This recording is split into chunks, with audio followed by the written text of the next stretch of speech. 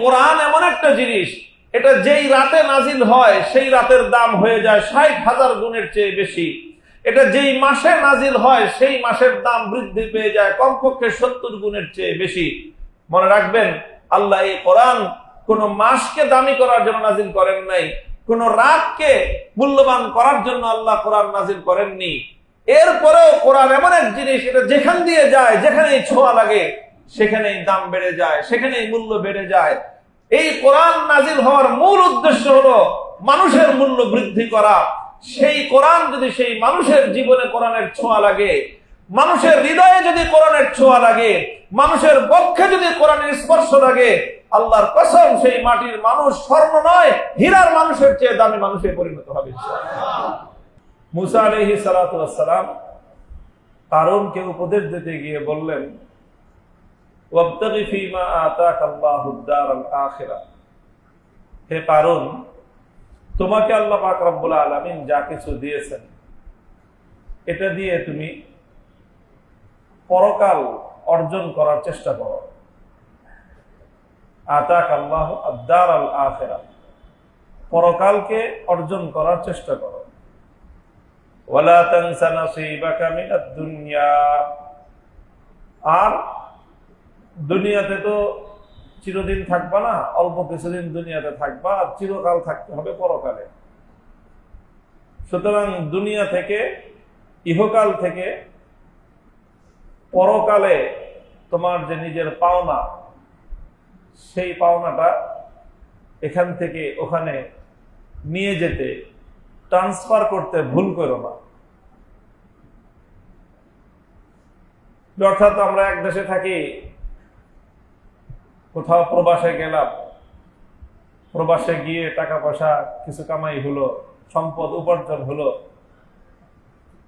আমি তো আর প্রবাসে স্থায়ী না, প্রবাসে গিয়েছি কোনো একটা কাজে, আবার আমি আমার নিজের দেশে ফিরে আসব।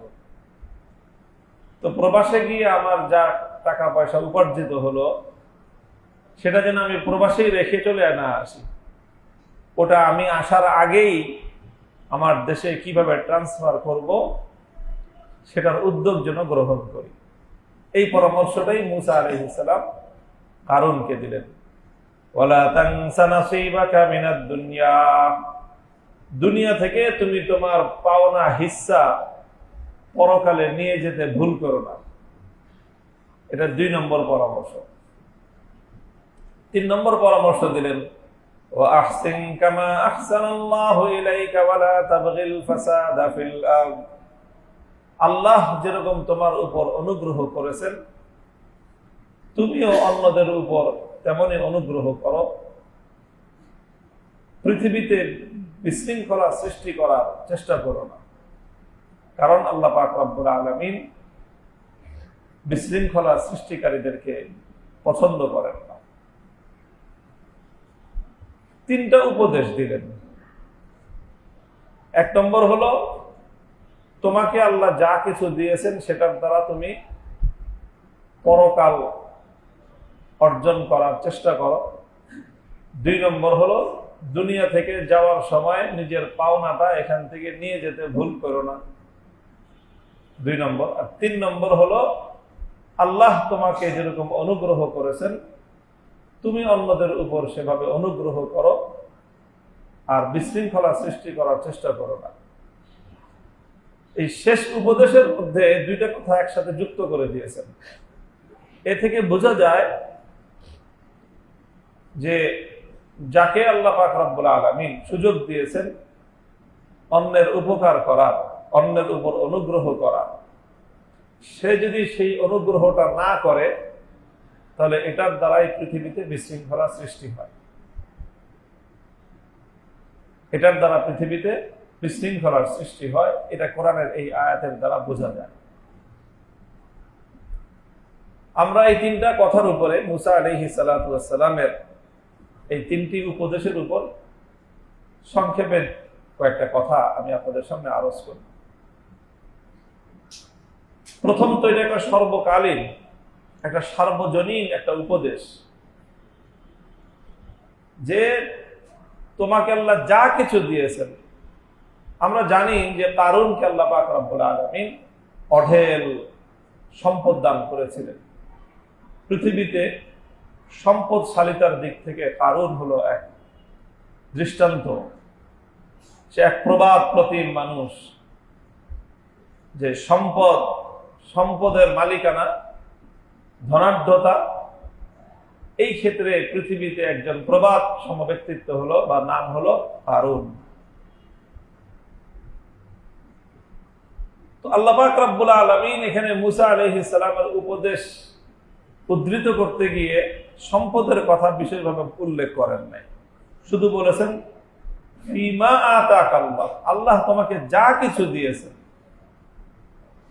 যেটাই দিয়েছেন সেটার দ্বারাই তুমি পরকাল অর্জন করার চেষ্টা করো। আল্লাহ আমাদেরকে যাকে যেটাই দিয়েছেন, এখানে উপদেশটা যদিও মুসা আলাইহিস সালাম কারুনকে লক্ষ্য করে করেছেন, কিন্তু এখানে নাম নির্ধারণ করা হয় নাই। এই উপদেশ দুনিয়ার প্রতিটি মানুষের জন্য, যাকে আল্লাহ যেই সুযোগটুকু দিয়েছেন, যাকে আল্লাহ যেই নিয়ামত দিয়েছেন, প্রত্যেক ব্যক্তির করণীয় হলো আল্লাহ প্রদত্ত সেই নিয়ামতের মাধ্যমে পরকালকে অর্জন করার চেষ্টা করা, পরকালকে অর্জন করার চেষ্টা করা। আর দ্বিতীয় কথাটাও এর চেয়ে আরো হৃদয়গ্রাহী, ওয়ালা তানসা নাসীবাকা মিনাদ দুনিয়া, দুনিয়া থেকে আখিরাতের দিকে যাওয়ার সময় নিজের হিস্সাটা নিয়ে যেতে ভুল করো না, নিজের হিস্সা নিয়ে যেতে ভুল করো না। এখানে কোরআনের শব্দ হলো নাসিব। নাসিব মানে হলো যার যার নিজের অংশ। দুনিয়া থেকে যাওয়ার সময় তুমি তোমার নিজের অংশটা নিয়ে যেতে ভুল করো না। নিজের অংশ নিয়ে যেতে ভুল করার অর্থটা কি? দেখেন হাদিসের মধ্যে আসছে, রাসূল সাল্লাল্লাহু আলাইহি ওয়াসাল্লাম বলেন, ইয়াকুলু ইবনু আদম মালি মালি। দুনিয়ার মানুষের একটা নেচারের স্বভাব হলো দুনিয়ার সবকিছু মানুষ নিজের বলে একটা পরিচয় দিতে স্বাচ্ছন্দ্য বোধ করে। এই যে আমার বাড়ি, এই যে দেখতেছেন হুজুর গাড়িটা কিনছে আমার গাড়ি, এই যে আমার প্রপার্টি, এই যে আমার ফ্যাক্টরি, অর্থাৎ সব কিছু মানুষ নিজের দিকে সম্পৃক্ত করতে মানুষ প্রাউড ফিল করে, স্বাচ্ছন্দ্য বোধ করে, গর্ব বোধ করে। আল্লাহ রাসূল সাল্লাল্লাহু আলাইহি ওয়াসাল্লাম বলে যে বোকা, এটা বোকামি। তুমি কি বলতেছো? কোন সম্পদ কার? কোনটাকে তুমি তোমার বাড়ি বলে দাবি করতেছো? কোনটাকে তুমি তোমার অ্যাসেট বলে দাবি করতেছো? ওয়াহাল্লাকা ইল্লা মা আকালতা ফাআফনাইতা আও লাবিসতা ফাআবলাইতা আও তাসাদদাকতা ফাআমজাইতা। তোমার সম্পদ তো তিনটা, যেটা তুমি খেয়ে হজম করে ফেলেছো, এটা হলো তোমার। বলতে পারো যে হ্যাঁ আমি খেয়ে ফেলছি, আমারটা। অথবা যেটা তুমি পরিধান করে, যেটাকে তুমি পুরনো করে ফেলছো, এটা ব্যবহারের অযোগ্য হয়ে গেছে, এটা তুমি ব্যবহার করে ফেলছো, এটা তোমার। আও তাসাদদাকতা ফাআমজাইতা। আর এই দুটোর বাইরে ৩ নম্বর আরেকটা আছে তোমার সম্পদ, যেটা তুমি আল্লাহর রাস্তায় সাদাকা করে এটাকে তুমি ডিপোজিট করে রাখছো। ব্যাস, এই তিনটাই তোমার সম্পদ। আর বাকি যা তুমি বলতেছো এর কোনোটাই তোমার সম্পদ না। এমনকি ইসলামী শরীয়তের মাসআলা অনুযায়ী মানুষ মৃত্যুর আগেই এই সকল সম্পদের উপর থেকে মানুষের নিজের কর্তৃত্ব এবং তার মালিকানা খতম হয়ে যায়। কোন একজন মানুষ যদি সে মৃত্যুর শয্যায় শায়িত হয়, এখনো তার মৃত্যু হয় নাই, এটাকে বলা হয় মারজে ওয়াফাত, মৃত্যু রোগ। যেই রোগটায় মানুষের আশঙ্কা হয় যে সে মারা যাবে, সেই মারজে ওয়াফাতের মধ্যে মানুষ তার নিজের সম্পদ চাইলে আরেকজনকে দান করতে পারে না। এই দান করলে ইসলামী শরীয়তে সেই দান কার্যকর হয় না। আরেকজনকে ওসিয়ত করলে যে অমুককে দিও, এটাও কার্যকর হয় না।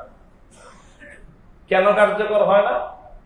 কারণ তুমি যেদিন হাসপাতালে অ্যাডমিট হইছো সেই দিনই তোমার সমস্ত সম্পদ পরবর্তী অন্যদের নামে আল্লাহর পক্ষ থেকে ট্রান্সফার হয়ে গেছে। এটা এখন শুধু তোমার টাকা থেকে হাসপাতালের বিল দিবে, আর অ্যাম্বুলেন্সের বিল দিবে, আর লাশবাহী গাড়ির বিল দিবে, আর তোমার টাকা থেকে শুধুমাত্র তোমার কাফন দাফন হবে, আর বাকি সব টাকা ইতিমধ্যে অন্যের নামে ট্রান্সফার হয়ে গেছে।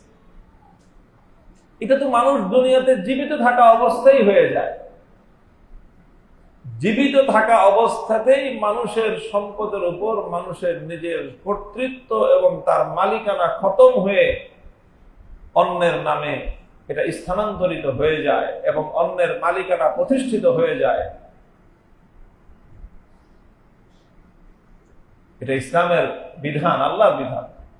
তো যাই হোক, এই যে কথাটা মুসা আলাইহিস সালাতু ওয়াস সালাম বললেন, ওয়ালা তানসা নাসীবাকা মিনাদ দুনিয়া, দুনিয়াতে মানুষ দুটো নষ্ট করে গেল, একটা খেয়ে শেষ করলো আর একটা পরিধান করে শেষ করলো। এই দুটো মানুষের আরেকটা হলো নিজের তাসাদ্দাকতা ফাআমজাইতা, যেটা আল্লাহর রাস্তায় তুমি ডিপোজিট করে রাখলা, সঞ্চয় করে রাখলা সাদাকার মাধ্যমে, এটাই হলো তোমার নামে সঞ্চিত থাকলো। আর এছাড়া বাকি যত সম্পদ, যত অ্যাসেট দেখতেছো, এই কোনোটাই তোমার না। কাজেই হে দুনিয়ার বোকা মানুষ, গাধার মতো খাটনি খেটে সম্পদ জমা করলা, আর সব সম্পদ তুমি এখানে রেখে খালি হাতে, রিক্ত হস্তে, শূন্য হাতে তুমি তোমার চিরস্থায়ী আবাসস্থল, চিরস্থায়ী মঞ্জিলের দিকে তুমি যাত্রা করবা। এর চেয়ে বোকামি আর কি হইতে পারে? বলেন, কোন একটা মানুষ প্রবাসে থাকতেছে 10 বছর, 15 বছর, 20 বছর, আমেরিকা, কানাডায়, অস্ট্রেলিয়ায়, মিডল ইস্টে, সৌদি আরবে, কাতারে, কুয়েতে, সেখানে এসে বেশ টাকা পয়সা কামাই করছে, বাড়ি গাড়ি কিনছে, অনেক কিছু করছে। তারপরে জীবনের পড়ন্ত বেলায় সব কিছু সেখানে রেখে খালি হাতে দেশে চলে আসলো। এই লোকটাকে দেখলে দেশের প্রত্যেকটা মানুষ বকা দিবে, গালাগালি করবে, তার বদনাম করবে, বোকা, সম্পদ মানুষ বিদেশে করে। তো এই লোক যেরকম বোকা, তার তো বিদেশে আবার গিয়ে সম্পদ বিক্রি করে টাকা দেশে ট্রান্সফার করার এখনো সুযোগ আছে। তার চেয়েও বড় বোকা হলো ওই ব্যক্তি যে দুনিয়াতে অনেক সম্পদের মালিক থাকলো, দুনিয়াতে অনেক সুযোগের সে মালিক থাকলো, কিন্তু সেই সুযোগ আর সেই সম্পদগুলো সে দুনিয়াতেই রেখে চলে গেল, নিজের পরকালে যাওয়ার জন্য সে কোনো কিছুই সাথে করে নিয়ে গেল না। দেখেন আল্লাহ আর কেমনে বলবেন, আল্লাহ আর কিভাবে বলবেন মানুষকে, ওয়ালা তানসা নাসীবাকা মিনাদ দুনিয়া, দুনিয়া থেকে যাওয়ার সময় নিজের হিস্সাটা নিয়ে যেতে ভুল করো না। যেরকম একজন বাবা তার সন্তানকে, যে নাকি ট্রাভেল করতে যাচ্ছে, যে সফর করতে যাচ্ছে, একজন মা আর একজন বাবা সন্তানের লাগেজ গুছিয়ে দিচ্ছে, তখন তারা কি বলে? এই একটু পরে পরে বলে, এই ওটা নিছিস রে, ওটা নিয়ে এসো, তুমি দেখো তো, পকেটে চেক করে দেখো পাসপোর্টটা নেওয়া হয়েছে কিনা, দেখো তো টিকিটটা নিছো কিনা, দেখো তো তোমার ওই যে টাকাটা নেওয়ার কথা ডলার ইনভেস্ট করছো, ডলারটা নিয়ে এসো কিনা। বাবা মা যেরকম তার কলিজার টুকরা সন্তান যে নাকি ট্রাভেল করতে যাচ্ছে, তার প্রত্যেকটা প্রয়োজনীয় জিনিস তাকে স্মরণ করা দেয়, যে ভুল করে আবার রেখে যায় না, এটা কিন্তু সাথে নিতে হবে, না রাস্তায় বিপদে পড়বা। দেখো তো পানির পটটা নিছো কিনা, কারণ রাস্তায় তোমার পানির প্রয়োজন হতে পারে। একজন স্নেহময়ী মা, একজন স্নেহশীল বাবা তার কলিজার টুকরা আদরের সন্তান ট্রাভেল করার সময় যেরকম তাকে তার প্রয়োজনীয় জিনিসগুলো যেন সে নিয়ে যায়, এটা নিতে যেন সে সামান্য ভুল না করে, যেই ভাষায় সে বলে, মুসা আলাইহিস সালাতু ওয়াস সালাম পয়গম্বর আল্লাহর ভাষায় ঠিক ওইভাবেই নসিহত করতেছেন, দেখ রে বাবা, দুনিয়া থেকে যাওয়ার সময় নিজের হিস্সাটা নিয়ে যেতে ভুল করিস না, সব ফালায় রেখে যাইস না। আল্লাহ আমাদেরকে বুঝার তৌফিক দান করেন। রমাদানুল মুবারক আমাদের জীবনে এসেছে, অনেক অবারিত এক সুযোগ নিয়ে এসেছে আমাদের জন্য। আল্লাহর পক্ষ থেকে অনেক বড় একটা নিয়ামত হয়ে এসেছে। এই রমজান থেকে আমরা যেন আমাদের সুযোগ, আমাদের হিস্সা বুঝে নিতে ভুল না করি, হিস্সাটা যেন বুঝে নিতে ভুল না করি। রমাদানুল মুবারক থেকে বেশির চেয়ে বেশি উপকৃত হওয়া চাই, বেশির চেয়ে বেশি উপকৃত হওয়া চাই। এটা মৌসুম, এটা শুধু ঈদের কেনাকাটার মৌসুম না। রমজানটা হলো রমাদানুল মুবারক, এটা মুমিনের জন্য পরকাল উপার্জন করার এক গ্রেট অফার, মহা সুযোগ, অনেক বড় একটা ছাড় দেওয়ার সুযোগ আল্লাহর পক্ষ থেকে। প্রত্যেক মুমিনের দায়িত্ব এবং করণীয় হলো এই ব্যাপারে মনোযোগী হওয়া। রাত দিন যখন যেইভাবে সুযোগ হয় আমাদের রমাদান থেকে উপকৃত হওয়া চাই। রমাদান থেকে উপকৃত হওয়া সবচেয়ে বড় উপায় হলো, সবচেয়ে বড় মাধ্যম হলো পবিত্র কোরআনে কারীম। শাহরু রমাদান আল্লাযী উনজিলা ফীহিল কুরআনু হুদাল লিন-নাসি ওয়া বায়্যিনাতিন মিনাল হুদা ওয়াল ফুরকান। আল্লাহ পাক রব্বুল আলামিন রমাদানকে পরিচয় দিয়েছেন যে রমাদান এটা হলো সেই মাস যেই মাসে পবিত্র কোরআন নাজিল হয়েছে। অর্থাৎ রমাদান এটা হলো কোরআন নাজিলের মাস, কোরআনের মাস। এই জন্য আল্লাহর কোন বান্দা যদি চায় যে রমাদানের দ্বারা সে বেশি উপকৃত হবে, তো তার উচিত হবে সে কোরআনে কারীম থেকে বেশি বেশি নিজের অংশ যেন সে বুঝে নেয়। কোরআন থেকে নিজের অংশ বেশি করে বুঝে নেওয়া, এটাই হলো রমাদানের দ্বারা উপকৃত হওয়ার সবচেয়ে বড় মাধ্যম।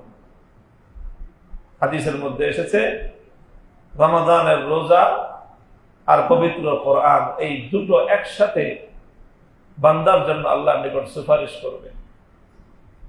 সুপারিশ করে রমজানের রোজা বলবে যে আল্লাহ মানাতুহুল নাহারা, আমি তোমার বান্দাকে মিনাল আকলি ওয়াশ শুরবি, দিনের বেলায় পানাহার থেকে বিরত রেখেছি।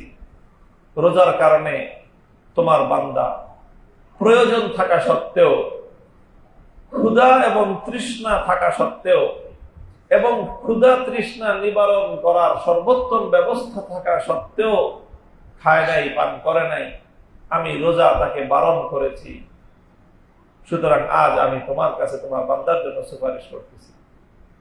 আর কোরআন বলবে যে আল্লাহ মানাতুহুল লাইলা মিনান নাওম, সারা দিনের ক্ষুধা তৃষ্ণায় ক্লান্ত অবসন্ন দেহ নিয়ে তার ঘুমের খুব চাহিদা ছিল। ক্লান্ত শরীরে ঘুম ভালো হয়। ক্ষুধার পরে যখন সারাদিন ক্ষুধার্ত থাকার পর একটু খাবার দাবার খেলেই মানুষের শরীরের মধ্যে একটা নিস্তেজতা আসে, ঘুমের একটা আবহ মানুষের দেহ মনে ছড়িয়ে পড়ে, তখন ঘুমাইতে মনে চায়। তো আল্লাহর কোরআন বলবে যে আল্লাহ যখন তোমার বান্দা সারাদিন ক্লান্ত অবসন্ন ক্ষুধা তৃষ্ণায় কাতর হয়ে রাতের বেলায় ঘুমানোর জন্য তার প্রচন্ড ইচ্ছা শক্তি জাগ্রত হয়েছিল, তখন আমি কোরআন তাকে রাতের বেলায় ঘুম থেকে বিরত রেখেছি, ঘুমাতে দেই নাই। সে ঘুম কামাই দিয়ে আমি কোরআনকে সে শুনেছে, পড়েছে, তেলাওয়াত করেছে। কাজেই আজ আমি কোরআন মালিক তোমার কাছে তোমার বান্দার জন্য সুপারিশ করতেছি। ফায়ুশাফাআন, আল্লাহর নবী বলেন রোজা এবং কোরআন উভয়টার সুপারিশ আমার আল্লাহ কবুল করে বান্দাকে মাফ করে দিবেন। তো ভাই আমাদের জন্য তো কোরআন তো এই কথা বলবে যে আমি তাকে ক্লান্ত অবসন্ন দেহ নিয়ে ঘুমাইতে দেই নাই। আমাদেরকে কি আসলেই কোরআন ঘুমাইতে দেয় না? ব্যাপারটা কি এমন হয়? যদি না হয়ে থাকে তাহলে কোরআন আমার কথা কি বলে সুপারিশ করবে আল্লাহর কাছে? কোরআনের কথা তো নির্ধারিত, কোরআন তো এই কথা বলবে যে আমি তোমার বান্দাকে ঘুমাইতে দেই নাই। এখন আমি যদি ঘুমাই কাটায় দেই, তো কোরআনের এই কথাটা বলার কোনো অপশন আমি রাখলাম না, আমি সুযোগ রাখলাম না যে কোরআন এসে আমার জন্য আল্লাহর কাছে সুপারিশ করবে। এই জন্য মুহতারাম হাজিরিন, রমাদানের খায়ের এবং বরকত হাসিল করার জন্য আমাদের উচিত হলো রমজান যতটুকু গিয়েছে তো গিয়েছে, বাকি যতটুকু সময় আছে এই সময়েরকে কাজে লাগানোর জন্য পবিত্র কোরআনে কারীমকে একটু বিশেষভাবে আঁকড়ে ধরা চাই।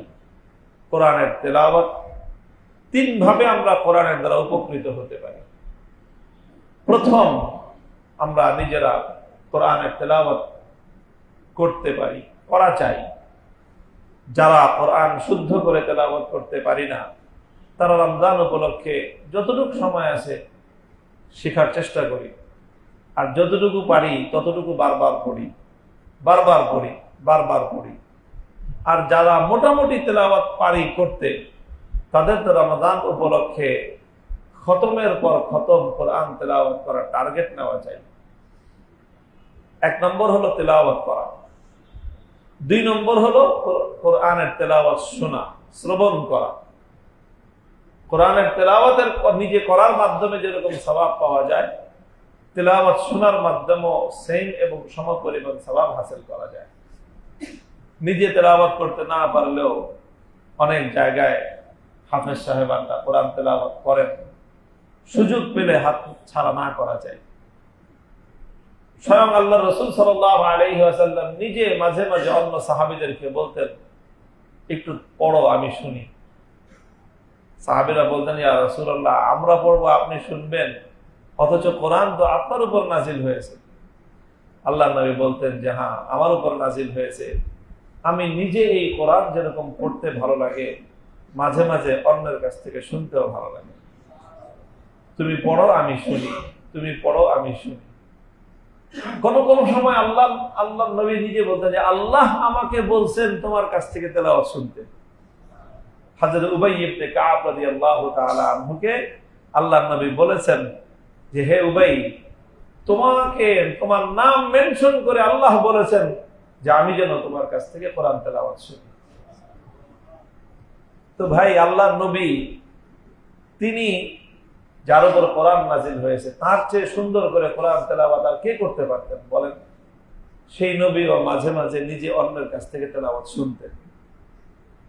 তো আমরা কি শুনি কোরআন তেলাওয়াত? কোরআন তেলাওয়াত শোনা চাই। এটা ওই রেকর্ডারের তেলাওয়াত শুনলে সওয়াব হবে না, রেকর্ডারের তেলাওয়াত না, এটা মানে জীবন্ত মানুষের তেলাওয়াত শুনতে হবে, সওয়াব পেতে হবে।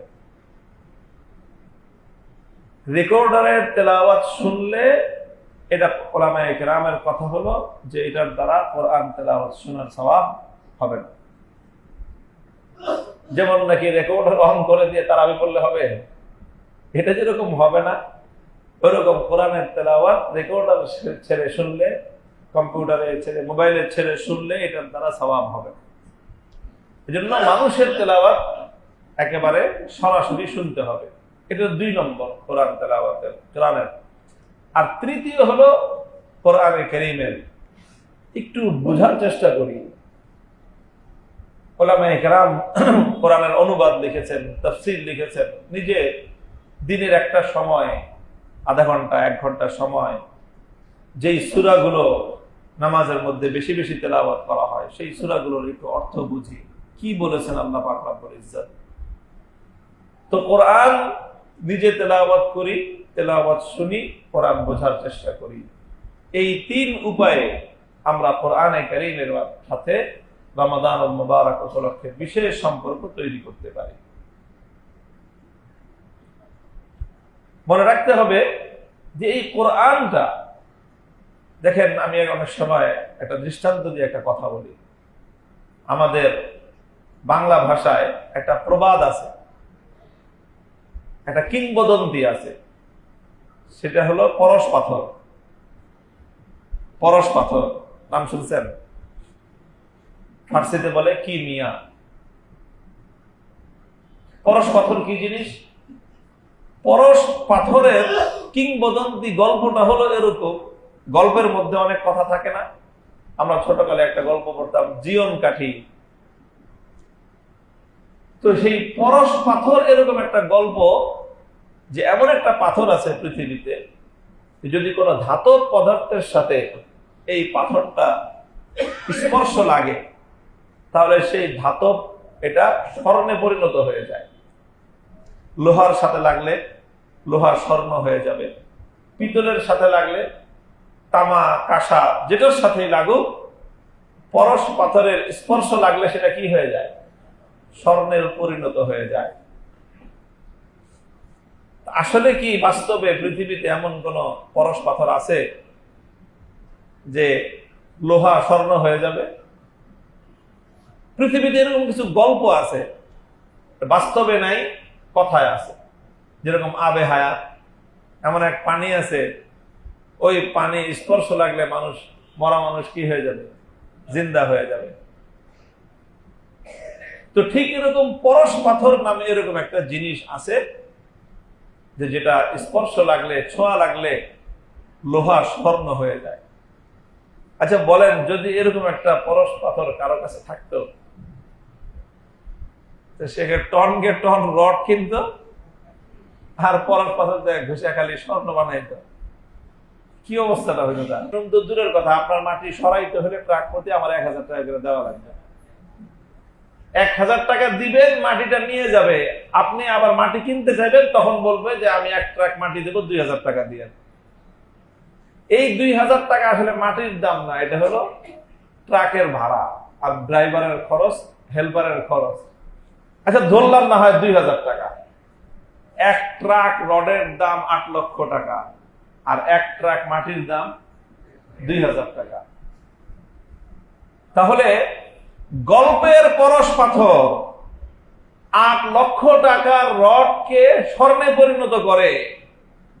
আর এমন একটা পরশ পাথরের সন্ধান আমরা জানি, যেই পরশ পাথর লোহা আর তামা অথবা পিতল নয়, বরং মাটিকে স্বর্ণে পরিণত করতে পারে। এবং সেটা গল্পের কাল্পনিক কোন পরশ পাথর নয়, সেটা রিয়েল ওয়ার্ল্ডের, বাস্তব জগতের এক জীবন্ত পরশ পাথর আল্লাহ আমাদেরকে দিয়েছেন।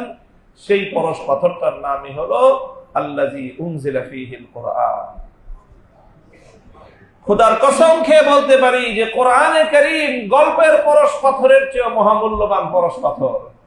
কারণ গল্পের পরশ পাথর লোহাকে সোনা বানায়, আর বাস্তব আল্লাহর কোরআন নামক যেই পরশ পাথর আমাদের কাছে আছে, এটা মাটির মানুষকে সোনার মানুষ বানায়, মানুষকে স্বর্ণের মানুষ বানায়। এই কোরআন যেখানে তার ছোঁয়া লেগেছে সেখানেই সোনার ফসল ফলেছে। রমজানুল মুবারকের দাম কত বেশি বেড়েছে? হাদিসের ভাষ্য অনুযায়ী প্রত্যেকটি ইবাদত, প্রতিটি ফরজ ইবাদত, মান তাকাররাবা ফীহি বিখাসলাতিন মিনাল ফরজি মিন ফরজিন কানা কামান আদ্দা 70 ফরিজাতান ফীমা সিওয়া। অন্য মাসে 70টা ফরজ আদায় করার সমপরিমাণ সওয়াব পাওয়া যায়। রমজানের দাম তো মিনিমাম 70 গুণ বাড়লো প্রতিটা মুহূর্তে, প্রত্যেকটা মোমেন্টের। আপনি রমজানে একটা রাকাত নামাজ পড়বেন, 70 রাকাত নামাজের সওয়াব কমপক্ষে। আর আরেকটা রাত আছে লাইলাতুল কদর, আমরা জানি যে লাইলাতুল কদরের দাম কত? খায়রুম মিন আলফি শাহর। একদিকে একটা রাত আর একদিকে হলো 1000 মাস। 1000 মাস মানে হলো প্রায় 30,000 রাত এবং দিন। এটাকে যদি আবার মানে ইন্টু 2 দিয়ে ইন্টু করা হয় তাহলে হয়ে যাবে 60,000 রাত। একটা রাতের দাম 60,000 রাতের দামের চেয়ে বেশি। এটা হলো লাইলাতুল কদর। লাইলাতুল কদরের দাম এত কেন? আল্লাহর কোরআন বলেছে ইন্না আনজালনাহু ফি লাইলাতুল কদর। কারণ লাইলাতুল কদরের মূল্য এত বেশি হওয়ার কারণ হলো লাইলাতুল কদরে আল্লাহ কোরআন নাজিল করা শুরু করেছেন।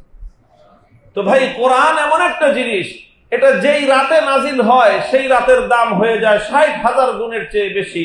এটা যেই মাসে নাজিল হয় সেই মাসের দাম বৃদ্ধি পেয়ে যায় কমপক্ষে 70 গুণের চেয়ে বেশি। মনে রাখবেন, আল্লাহ এই কোরআন কোন মাসকে দামি করার জন্য নাজিল করেন নাই, কোন রাতকে মূল্যবান করার জন্য আল্লাহ কোরআন নাজিল করেননি। এরপরেও কোরআন এমন এক জিনিস, এটা যেখান দিয়ে যায়, যেখানেই ছোঁয়া লাগে সেখানেই দাম বেড়ে যায়, সেখানেই মূল্য বেড়ে যায়। এই কোরআন নাজিল হওয়ার মূল উদ্দেশ্য হলো মানুষের মূল্য বৃদ্ধি করা।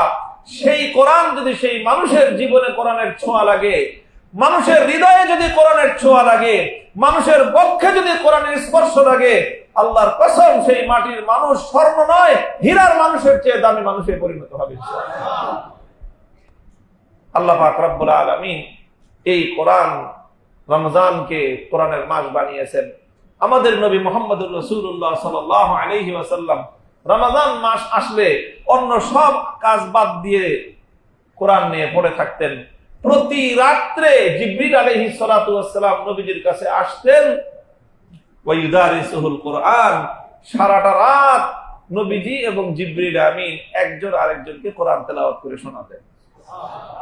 একবার নবী শোনাতেন আর একবার জিবরিল শোনাতেন। এইভাবে প্রতি বছর শুধুমাত্র রমজানের রাতগুলো আল্লাহর নবীর কাটতো জিবরিল আলাইহিস সালামের সাথে কোরআন তেলাওয়াত শোনাশুনি করে। যে বছর আল্লাহর নবী ইন্তেকাল করবেন, শেষ বছর জিবরিল আমিনকে আল্লাহ বললেন যে এই বছর আর ডবল শোনাও, কারণ আল্লাহ জানতেন যে এটাই নবীর জীবনের শেষ রমজান।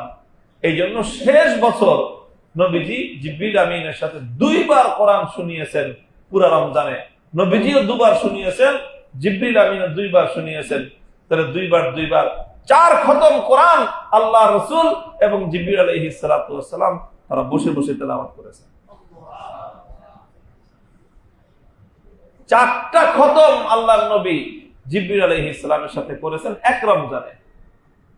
আমাদের রমজানে কোরআনের তেলাওয়াত কতটুকু হয়? কোরআনকে আমরা কতটুকু সময় দেই? মুহতারাম হাজরিন, আমি কথা শেষ করতেছি এই কথার উপরে যে রমজানকে যদি আমরা কেউ মূল্যবান বানাতে চাই, রমজান থেকে নিজের হিস্সা যদি পরিপূর্ণ বুঝে নিতে চাই, ওই রোজা তো রাখে সবাই, ডায়েট করলেও মানুষ না খেয়ে থাকে। কিটো ডায়েট যারা করে 24 ঘন্টা মানে 18 ঘন্টা এমনি না খেয়ে থাকে। রমজানে না খেয়ে থাকাটাই শুধুমাত্র রোজা নয়, বরং এখান থেকে নিজের তাকওয়া অর্জন করা, নেকি অর্জন করার একটা চেষ্টা, এটাই হলো প্রকৃত রমজান। এই জন্য আল্লাহ পাক আল্লাহ রাসূল সাল্লাল্লাহু আলাইহি ওয়াসাল্লাম রমজানের দ্বারা উপকৃত হওয়ার জন্য একটা শব্দ উল্লেখ করেছেন, সেটা হলো ইহতিসাবান, নেকির উদ্দেশ্যে। যে ব্যক্তি নেকির উদ্দেশ্যে রোজা রাখবে, যে ব্যক্তি নেকি কামাই করার জন্য রোজা রাখবে, আল্লাহ রাসূল বলেছেন তার পূর্বের সকল গুনাহ আল্লাহ মাফ করে দিবেন। তো কাজে নেকি কামাই করার একটা উদ্দেশ্য রমজানে থাকতে হবে, যে আমি কিভাবে বেশি নেকি কামাই করতে পারি, বেশি সওয়াব উপার্জন করতে পারি। আর বেশি নেকি, বেশি সওয়াব উপার্জন করার সবচেয়ে উত্তম উপলক্ষ হলো কোরআনে কারীম। আসুন আমরা আমাদের রমজানকে কোরআনময় করি। যার পক্ষে যত বেশি সম্ভব হয় আমরা কোরআনের স্পর্শে আসি। নিজেদের ঘরগুলো যেন কোরআনের তেলাওয়াতের দ্বারা আলোকিত হয়, উজ্জীবিত হয়। আমি তেলাওয়াত করব, আমার স্ত্রী তেলাওয়াত করবে, আমার ছেলে মেয়েরা তেলাওয়াত করবে, আমার বাবা মা তেলাওয়াত করবে। পূর্ণ মুমিনের ঘর কোরআনের তেলাওয়াতের ঘর হবে। এটাই হলো মুমিনের রমজান হওয়া চাই। আল্লাহ আমাদের সকলকে তৌফিক দান করেন। ওয়া আখিরু দাওয়ানা আলহামদুলিল্লাহি রাব্বিল আলামিন।